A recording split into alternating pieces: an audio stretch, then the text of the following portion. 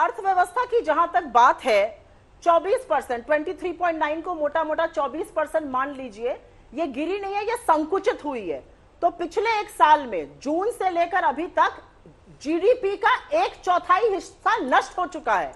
और मैं आपको बताऊंगी कि ये ज्यादा क्यों हुआ है अंजना जी।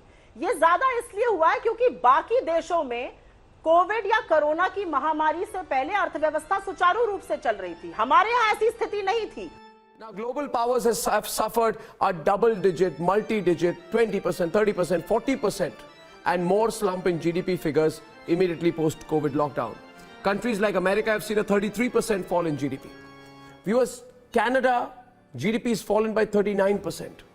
Singapore by over 41%. It's the global reality. Yes, we've recorded a 23% fall, but that's almost half that of Singapore. So what has been going on with these political spin masters since yesterday saying our economy is in free fall? It's not. University की result में जब कोई fail करता है तो वह list में देखता है और कौन कौन फेल हुआ है, ताकि घर जाकर बता सके कि इस बार कॉपी ही ठीक से चेक नहीं हुई है, कम नंबर मिले हैं और कई लोग फेल हो गए।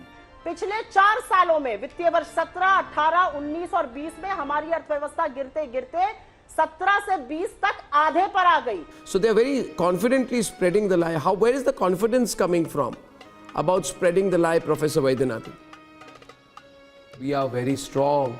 Auto sector is completely right. They are bouncing back. क्यों लोग अर्थशास्त्र के जो विद्यार्थी हैं वो खुदकुशी कर लेंगे आपको सुन के? We are having a V-shaped recovery.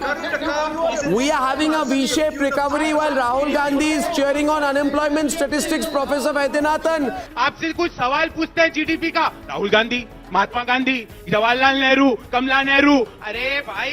Ladies and gentlemen, let me tell you that GDP is doing fine, the economy is doing fine. We are saying a V-shaped recovery. Unlock is taking effect. Corporates are doing better. Jobs are coming back. We're fine. We're going to be better. मेरे लिए ये बहुत सुखद था, लाभकारी भी था, क्योंकि एक प्रकार से ये मेरे लिए भी कुछ नया जानने का, नया सीखने का अवसर बन गया। तो पढ़ लिख के आया कुछ